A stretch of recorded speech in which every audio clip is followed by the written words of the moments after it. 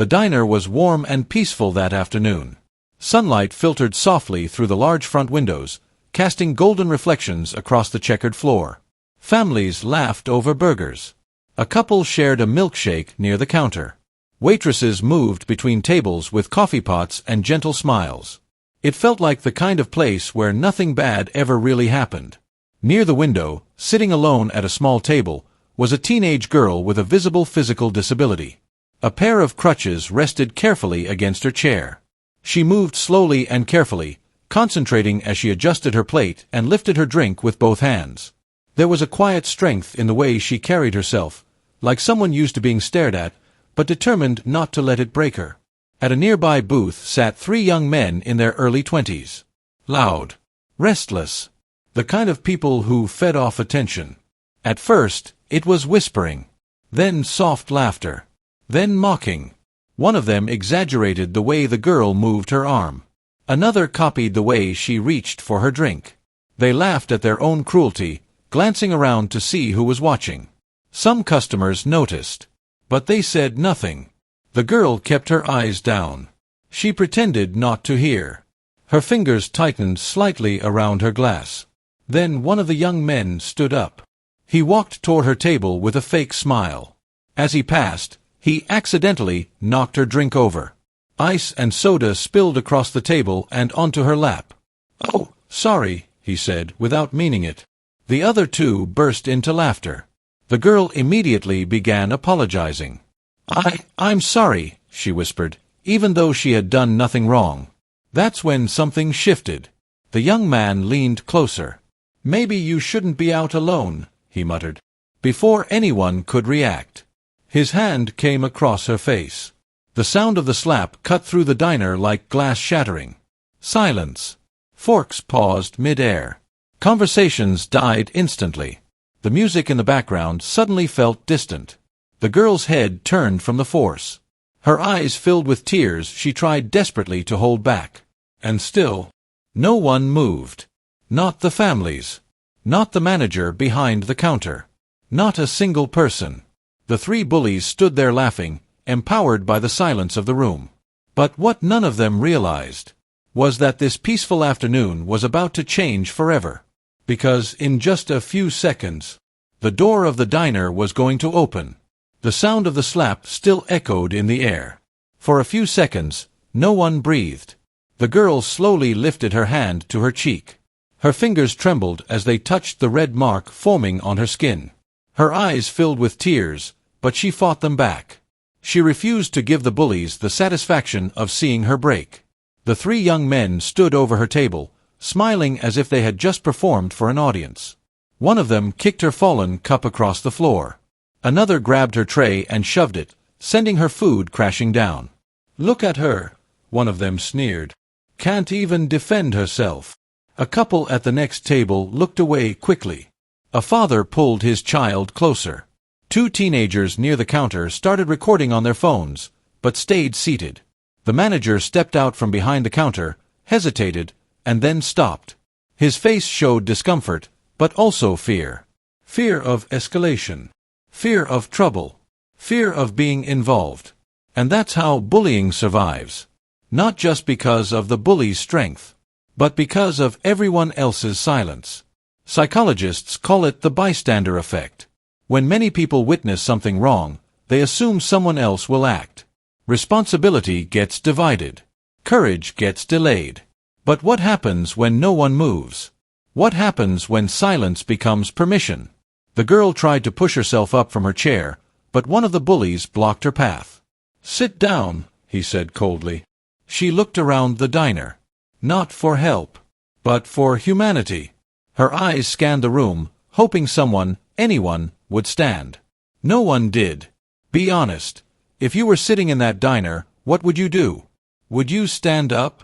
Would you call the police? Or would you convince yourself it wasn't your problem? Comment your answer below. The bullies were growing bolder by the second. When cruelty faces no resistance, it grows. One of them leaned closer to the girl again. "You think someone's coming to save you," he whispered. The words were cruel, but the silence around them was worse. A glass shattered somewhere in the back kitchen.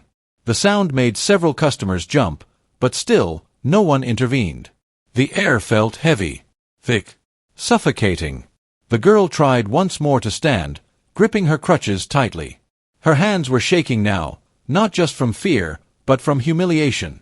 One of the bullies grabbed one of her crutches and held it out of reach. "Oops," he smirked.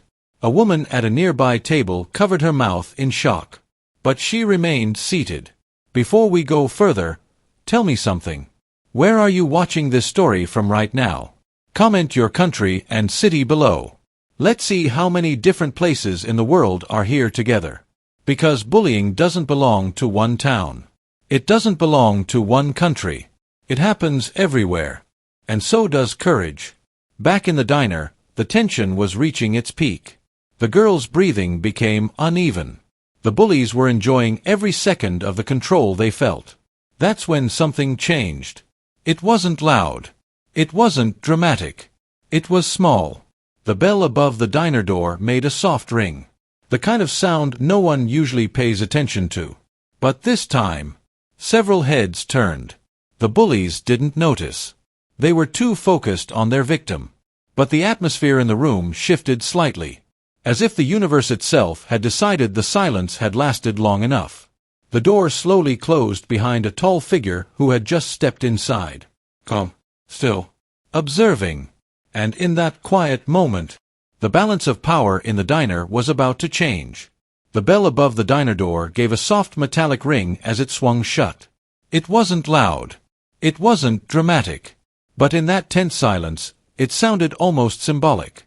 A tall, broad-shouldered figure stepped inside, moving with unhurried calm. He wore a dark jacket over a simple shirt. Nothing flashy. Nothing attention-seeking. Just quiet presence. It was Steven Seagal. He paused just inside the doorway. Not confused. Not surprised. Just observing. He scanned the room the way someone trained to read danger would. He noticed the overturned tray, the spilled drink, the crutch lying out of reach on the floor.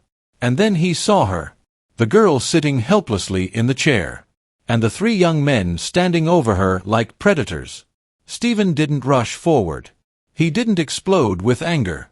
He simply started walking, each step steady, measured. One of the bullies was laughing loudly, holding the girl's crutch just above her reach. "Come on," he mocked. "Stand up." "Oh wait." That's when Steven's voice cut through the air. "That's enough." It wasn't shouted. It didn't need to be. The tone alone made half the diner look up. The bullies turned slowly. One of them smirked when he saw an older man standing a few feet away. "Mind your business," the bully snapped. "This doesn't concern you." Steven's expression didn't change. "It concerns me," he said calmly, "because you're hurting someone who can't defend herself."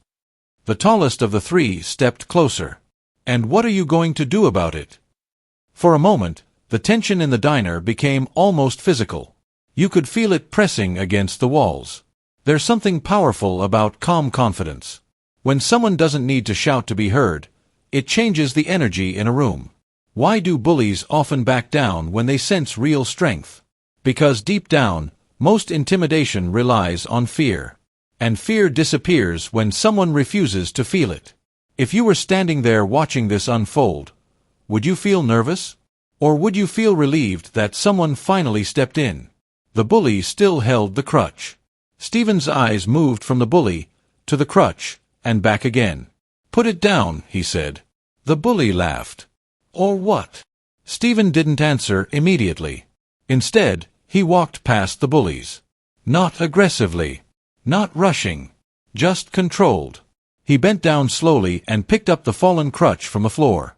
Then he turned slightly and extended it toward the girl. "Are you okay?" he asked gently. Her voice trembled. I think so." He placed the crutch carefully into her hand. That simple act shifted something in the room. Because before confronting the bullies, he helped the victim.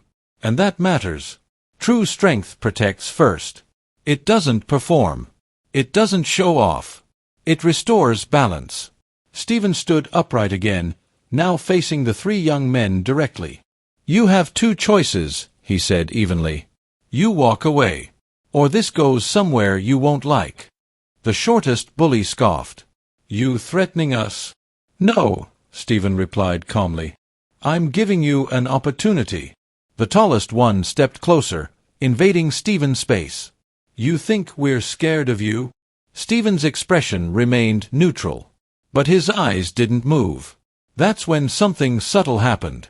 The bully hesitated, just for a second, because confidence can recognize real danger. And Stephen wasn't posturing. He wasn't bluffing. He was simply present. Right here, pause the story in your mind. What do you think will happen next? Will they back down? Or will their ego push them too far? Comment your prediction below. Back inside the diner, the other two bullies were starting to look less amused. The crowd was watching closely now. Phones were still recording. Whispers spread across the tables. Who is that guy? The tallest bully finally shoved Stephen's shoulder. It wasn't a full attack. It was a test. A challenge. Stephen barely moved. He looked down briefly at the bully's hand, then back at his face. You're making a mistake, he said quietly. The bully smirked again, but this time there was uncertainty behind it. And in that moment, something invisible shifted. The balance of power was no longer in the bully's favor. Not because of violence. Not yet. But because, for the first time since this started, they were no longer in control. And that realization made them dangerous. Because when bullies feel control slipping, they often do something reckless. The tallest one clenched his fists. The girl held her breath. The diner stood frozen. And Stephen remained exactly where he was. Calm. Unshaken. Ready. What happened next would determine everything. The diner felt smaller somehow. The walls closer. The air heavier. The tallest bully's fist was clenched, his jaw tight, ego bruised by the fact that someone had dared to interrupt him. Stephen stood perfectly still. Not tense. Not aggressive. Just balanced. The girl gripped her crutches tightly now, her breathing uneven. She had seen enough cruelty for one day. The last thing she wanted was for things to get worse because of her. Please, she whispered softly, almost to herself. But Stephen heard it. He didn't take his eyes off the bullies. It's okay, he said gently, without turning around. You're safe. There was something steady in his voice. Something grounding. And that calmness unsettled the bullies even more. Have you noticed how real confidence doesn't rush? It doesn't scream. It doesn't need approval. Bullies thrive on reaction, on fear, on chaos. But when they meet calm resistance, it disrupts their script. Do you think calm strength is more powerful than loud aggression? Or do you believe force is the only language bullies understand? The shortest bully tried to laugh again, forcing confidence into his voice. Look at you playing hero, he sneered. This isn't a movie. Stephen's eyes stayed locked on him. No, he replied evenly. It's real life. And in real life, you don't get to hurt people for fun. The tallest bully stepped forward again, this time pushing harder against Stephen's shoulder. It was deliberate, provocative, a challenge to dominance. Gasps echoed from nearby tables. The manager took half a step forward, then froze again. Fear had paralyzed the room for too long. But Stephen didn't move backward. He didn't even sway. Instead, he slowly looked down at the bully's hand pressing against him. Then back up. You should walk away, Stephen said quietly. Right now. There was no threat in his tone. Just certainty. That certainty hit harder than anger ever could. For a split second, the tallest bully hesitated. But pride is a dangerous thing. He shoved Stephen again, harder this time. That was the moment the energy changed. Not explosively, not dramatically, but decisively. Stephen moved. It wasn't flashy. It wasn't wild. In one smooth, controlled motion, he redirected the bully's momentum and stepped aside, causing the young man to stumble forward off balance. No punches. No dramatic throws. Just precision. The bully caught himself before falling completely, but his confidence cracked. The other two immediately stiffened. The crowd collectively inhaled. Real skill doesn't need spectacle. Real control isn't about humiliation. It's about ending danger efficiently. Stephen didn't chase him. He didn't press advantage. He simply reset his stance. "You don't want to continue this," he said calmly. But the second bully, trying to reclaim lost dominance, charged forward recklessly. This time, Stephen reacted slightly faster. A firm grip. A controlled pivot. A precise shift of weight. Within seconds, the bully was on the floor, not injured, but immobilized and shocked. The diner went completely silent. The third bully stepped back instinctively. Because something had become very clear. They were no longer in control. The tallest one stood frozen, anger mixing with confusion. "Who do you think you are?" he snapped. Stephen released the second bully and stepped back, giving him space to stand. "I'm someone who doesn't tolerate cruelty," he replied. The girl watched with wide eyes.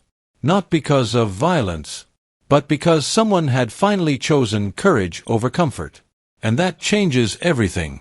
Why does it often take just one person to shift a situation? Because courage is contagious. When one person stands up, others start believing they can too.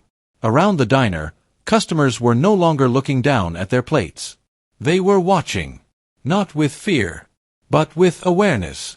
The manager straightened slightly. A few people stood up from their seats. The dynamic had changed. The third bully looked between his two shaken friends. His bravado was gone now, replaced by uncertainty. "You're going to regret this," he muttered weakly. Stephen's expression didn't shift. "No," he said quietly. "You are." And in that moment, for the first time since the slap, the girl didn't look afraid. She looked hopeful. But the story wasn't over. Because while the physical threat had shifted, the emotional consequences were only beginning. And someone in the diner had just started whispering a name that would change the bully's confidence completely. They still didn't realize who had just walked in. But in a matter of seconds, they were about to find out. The tallest bully tried to mask his shaken confidence with anger. "You think you're tough," he snapped, rubbing his wrist where Stephen had redirected him moments earlier. Stephen didn't answer immediately. He simply stood there, balanced, relaxed, completely in control of himself. That calmness was more unsettling than any threat. The second bully slowly pushed himself up from the floor, embarrassment burning hotter than pain. His pride had taken the bigger hit. "You're going to pay for that," he muttered, glancing around to see who had witnessed his humiliation. And everyone had. Phones were raised now. Whispers were spreading. The crowd that had once been silent was alert. When bullies feel power slipping away, they often become more reckless. Not because they're strong, but because they're desperate. Ego is fragile, and when it cracks, it can explode. Do you think bullies act this way because they're confident, or because they're insecure? Let me know what you think. Back in the diner, the tension thickened again. The tallest bully lunged forward suddenly. No warning this time. But Stephen was ready. He stepped aside smoothly, guiding the young man's momentum past him with minimal effort. The bully stumbled, crashing into an empty chair that scraped loudly across the floor. The second one tried to grab Stephen from behind. Again, controlled reaction. A slight shift of balance. A firm grip on the wrist. A precise turn of the shoulder. The bully found himself pinned against a table, not slammed, not harmed, just stopped. Efficiently. The third bully froze completely. What they had expected to be intimidation had turned into exposure. They weren't powerful. They were careless. Stephen released the second bully and stepped back once more. "I told you to walk away," he said evenly. There was no anger in his voice. No rush of adrenaline. Just discipline.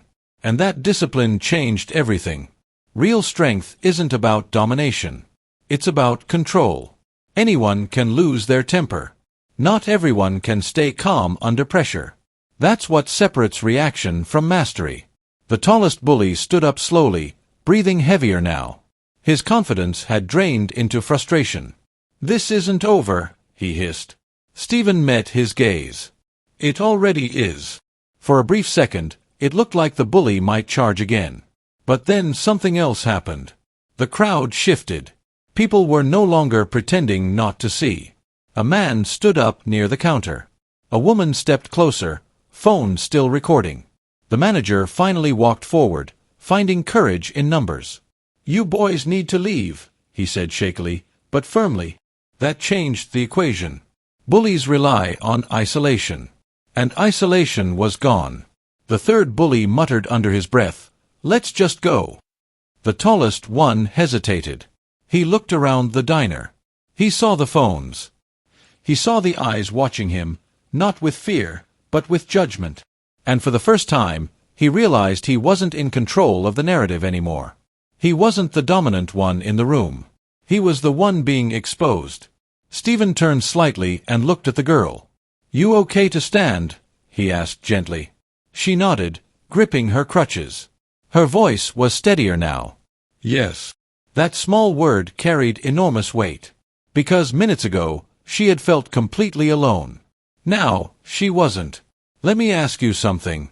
Why do you think it often takes just one person to stand up before others find courage too? Is it fear that holds people back? Or is it waiting for permission?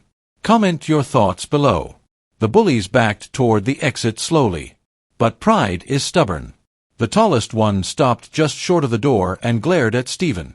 "You don't know who you're messing with." Stephen didn't flinch. "No," he said calmly. "You don't know who you were messing with." The words hung in the air. Not as a threat, but as a truth. The door opened behind them. The afternoon sunlight poured into the diner. And just like that, the bullies stepped outside. But the story wasn't finished. Because someone near the counter had just leaned closer to another customer. Eyes widened. A whisper spread. "Wait. Is that who I think it is?" Phones zoomed in. Recognition began to ripple through the room. The girl looked at Stephen with confusion and gratitude mixed together. "You didn't have to do that," she said quietly. Stephen gave a small nod. "Yes," he replied. "I did." Sometimes courage isn't about being the strongest person in the room. It's about being the first one to stand. And when strength is guided by discipline, not ego, it changes the entire atmosphere. Outside, faint sirens could now be heard approaching in the distance. Inside the diner, the energy had transformed. Fear had been replaced by relief. Silence had been replaced by awareness. And in just a few seconds, the bullies were about to realize something that would shake them even more than the confrontation itself. Because the whispers in the diner were growing louder. And their biggest mistake was about to become clear.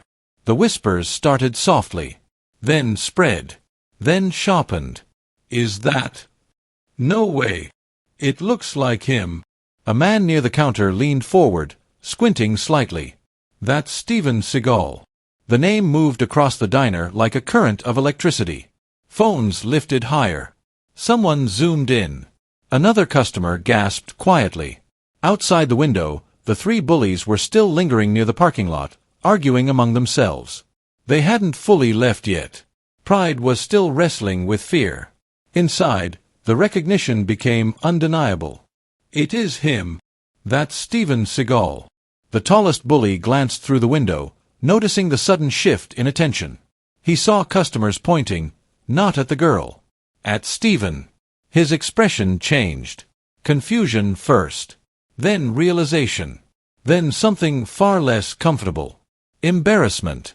The door opened again as two police officers stepped inside, responding to multiple calls from witnesses. The manager quickly approached them, explaining what had happened. But something interesting occurred. The officers recognized Stephen immediately. "Sir," one of them said respectfully, nodding. Stephen returned the nod calmly. No smile. No performance.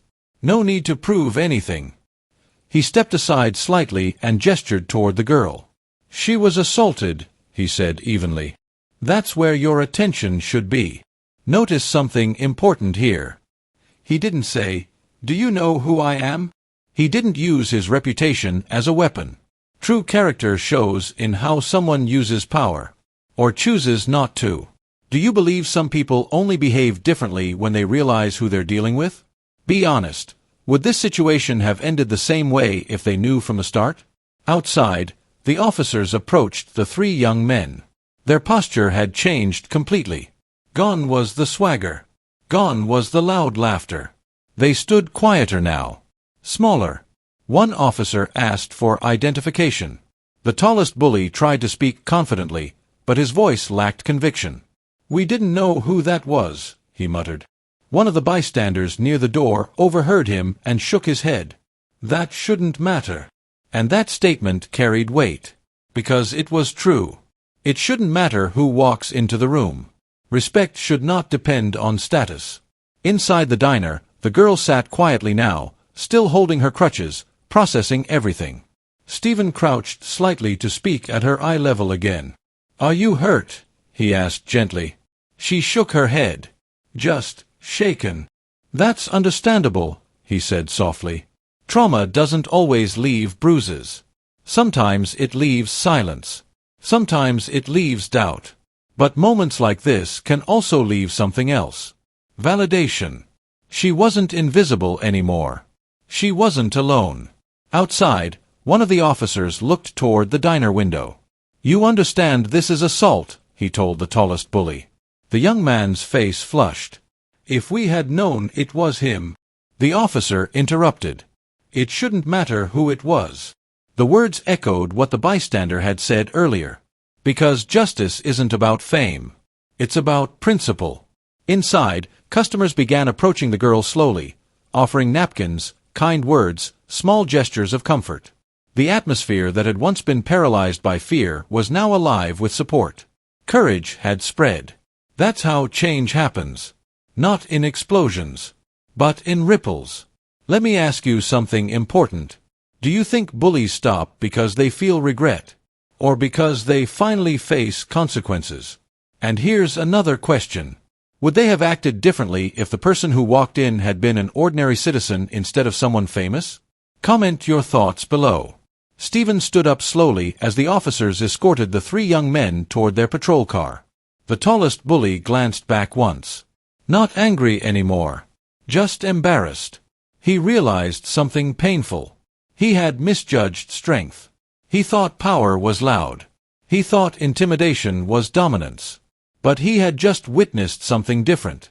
Controlled strength. Disciplined presence. And consequences. One of the officers approached Stephen again. "Thank you for stepping in," he said sincerely. Stephen gave a small nod. Anyone should have. That statement lingered in the room long after he said it. Anyone should have. Not someone famous. Not someone trained. Not someone strong. Anyone. Sometimes we wait for heroes. But maybe the real lesson is that courage doesn't require celebrity. It requires decision. Inside the diner, the energy had completely transformed. Where there had been fear, there was now clarity. Where there had been silence, there was now conversation. And at the center of it all was a simple truth. Respect shouldn't depend on who is watching. It should exist even when no one is. But the story wasn't finished yet. Because what happened inside that diner was about to travel far beyond those walls. Phones had recorded everything. And by morning, the world would be watching. And the message would be bigger than any one person. By the next morning, the diner was no longer just a quiet local restaurant. It was everywhere. Clips of the confrontation had spread across social media overnight.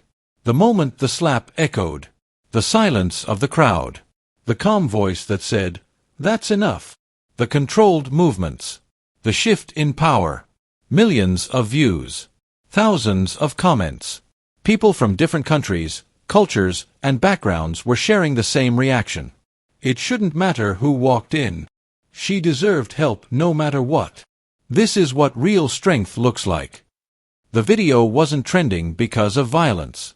It was trending because of contrast. Cruelty versus courage. Silence versus action. Ego versus discipline. And that contrast hit people deeply. Why do stories like this spread so fast? Because they expose something uncomfortable. We all like to believe we would stand up in that situation. But would we? That question lingers longer than the punch or the takedown. If that had been an ordinary person walking through that door instead of Steven Seagal, do you think the outcome would have been different? Be honest with yourself. At the diner, reporters began arriving by midday. Customers who had witnessed the incident were being interviewed outside. The manager, who had hesitated the day before, spoke carefully to a local journalist. "I wish I had stepped in sooner," he admitted. "I won't make that mistake again." That statement mattered, because growth is part of justice too. The girl and her family had also been contacted. Messages of support flooded in from across the country. Donations were offered for her education. Advocacy groups reached out, asking if she would be willing to share her story about disability awareness and bullying. But the most powerful moment came later that afternoon. Steven was approached by a reporter outside a different location. Microphones extended. Cameras rolling. "Why did you intervene?" the reporter asked. Steven didn't hesitate. "Because it was wrong," he said simply. "That's it." He nodded. "That's enough." Notice something powerful here. He didn't say, "Because I'm trained." He didn't say, "Because I'm famous." He didn't say, "Because I could." He said, "Because it was wrong." That's a principle anyone can live by. The bullies, meanwhile, were facing real consequences. Charges had been filed. Their names were circulating. Employers and schools were being notified. Public scrutiny replaced private arrogance. But something deeper was happening too. They were being forced to confront their behavior, not just legally, but socially. Because humiliation feels very different when the world is watching. Do you believe public accountability is necessary to stop bullying? Or should consequences stay private? Type accountability if you believe actions must have visible consequences. Type reform if you believe people deserve quiet chances to change. The diner itself became symbolic. Customers returned, not just for food, but to sit in the place where courage broke silence. Some said the atmosphere felt different, stronger. As for the girl, she walked back into that diner a week later. Not alone, but confident. And this time, when she entered, people noticed her for the right reasons. Not out of pity, not out of fear, but out of respect. That's the ripple effect of one decision. One person choosing not to stay silent. The truth is, most of us will never face a moment exactly like that. We may never walk into a diner and see something so dramatic. But we will face smaller moments. Moments where someone is excluded, mocked, overlooked, dismissed. And in those moments, the question remains. Will we stay silent? Or will we say, "That's enough"? Because courage doesn't belong to celebrities. It belongs to anyone willing to act. Steven didn't step in because he was famous. He stepped in because he decided to. And that's a choice available to all of us. The video eventually slowed in views. The headlines faded. The cameras moved on. But the message stayed. Strength protects. Respect isn't optional. Silence feeds cruelty. And sometimes, all it takes to change everything is one calm voice saying, "That's enough." If you believe the strong should protect the weak, type respect in the comments. And if you would stand up in a moment like that, no matter who is watching, make sure you subscribe for more stories that remind us what real courage looks like.